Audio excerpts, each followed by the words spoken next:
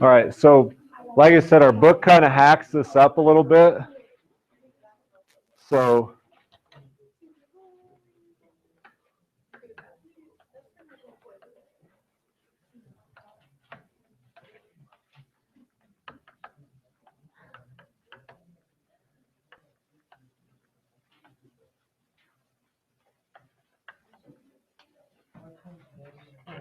okay, so part of this comes from 5.1 and part of it comes from 7.8. Okay, I chose, just quit complaining. I chose to make it easier on you, but we put it all in the same and we just kind of go through it in a nice orderly fashion. Okay, so basically what we're looking at is if you're given a curve in some interval,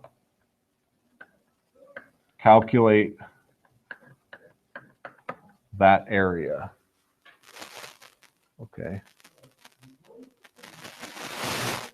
That's the big idea of the rest of this semester. How do I calculate that area? Okay, it's called an integral. It's directly rated to antiderivatives. Okay.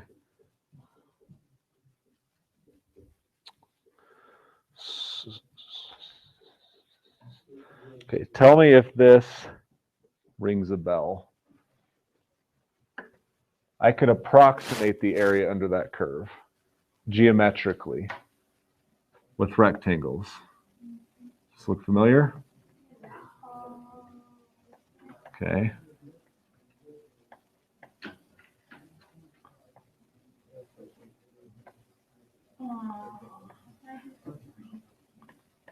So I found the area of all those rectangles, right? So an approximate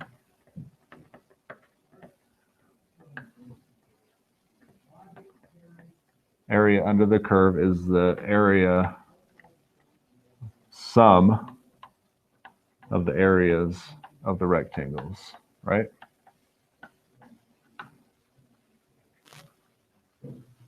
Good there? Okay, so this is called, so the top left of the rectangle is on the curve, correct? Okay, so this would be called a left endpoint approximation. Okay.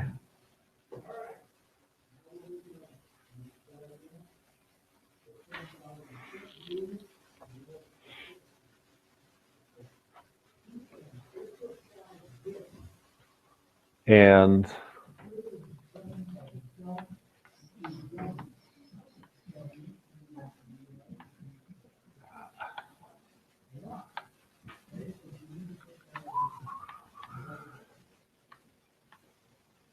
okay, there's a different curve. Okay.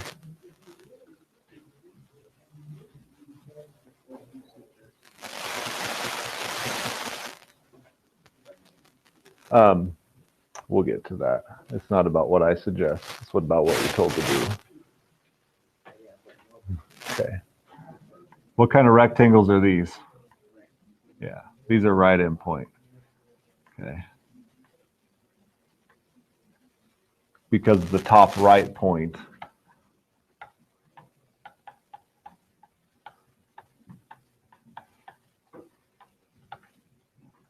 okay, two ways to think about it. One, personally for me, I'm a geometric guy, so top right of the rectangle means right endpoint. Okay. Algebraically, and you'll see that it's the right endpoint that we use when we do some of these approximations.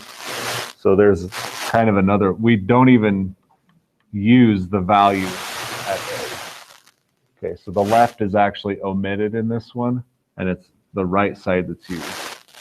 Here, the left side's used, the right would be omitted. Okay, so, okay, that's the big picture. We're using rectangles to approximate area, right? We can do this using functions or tables or graphs. So,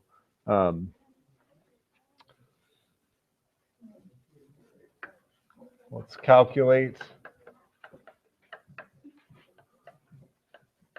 Okay. R4 in your book is the right endpoint approximation. Again, you're not doing problems in your book, but this might be how it's written. Okay. An arrow? Yes, that's an arrow. Okay. I couldn't tell what it was. I'm sorry. I do. So that's the right endpoint approximation with 4 subintervals, and I'll show you what that is. Of f of x, or 4f of x equals x squared. We're starting simple here.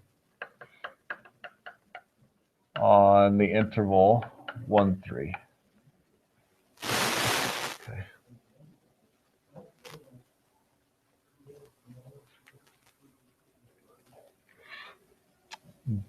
Do you want me to draw a graph? It'll help you.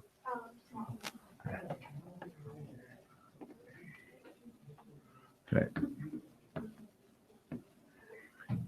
That's x squared. Do we need this side? No. Okay. From 1 to 3. It's a sketch with 4. So that means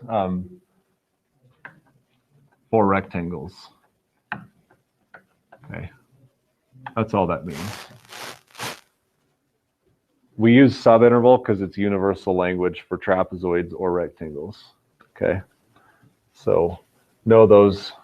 That's what we're talking about. Okay.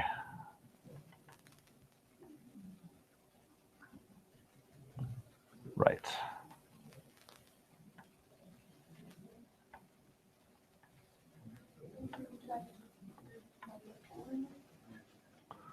Four rectangles. Okay.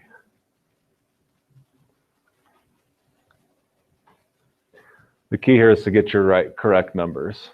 Okay. So area of a rectangle, length times width, right? Okay. How wide are each of these? 0.5, right? Because it's 2 units divided by 4. 2 over 4 is 0.5. Okay. Now the key is how tall are these rectangles?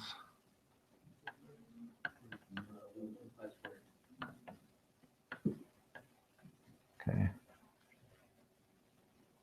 Since we're using the right endpoint, we start here. We don't use 1. Okay. So this is the function evaluated at 1.5, right? Yeah, f of 1.5.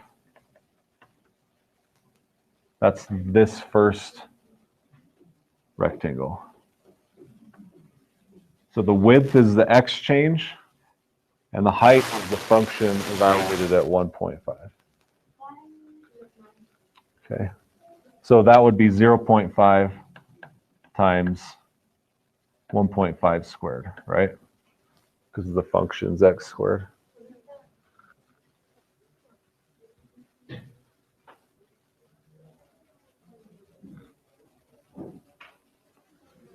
Okay, yeah? Anybody objecting? Okay. Okay, because what's the x value at this point? 1.5. So the x is 1.5. The y value is you square that. That's the function. Okay, plus 0.5 is the width of the next one. How tall is it? 2, yeah. F of 2. Right, because that's x value of 2. 0.5 times 2 squared. Right, that whole thing is 2. Okay, you get the idea of what you're doing? It's the same thing. Okay, the next one, 0.5, 2.5.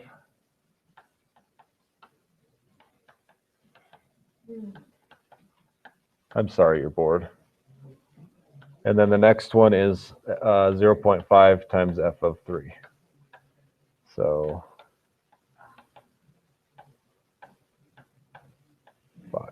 Okay, I'm trying to hurry, sorry. So anybody have that answer? Oh, no. Okay, so this is 2.25, 1.125, 2, 6, 3.125, and 4.5. 4.2. 10.75. Okay, that's the approximate area. Okay. That's using the function. We could also have used the graph in the same manner, right? You know the height, you know the width, use your graph. Okay. The bell's probably going to ring. So you can also use a table. 1. I think the table would be a lot easier. The tables are pretty straightforward, actually. So 1.5 is 2.25, 2, 4, 2.5. How do you know? I like that. Okay, so this would be a table. How do you know? Change is 0.5. Height is 2.25. Change is 0.5. Height is 4. You can see where those match up. Okay. Okay, on your sheet, if you want to start, you can do left and right. So 1A and B, 2A and B.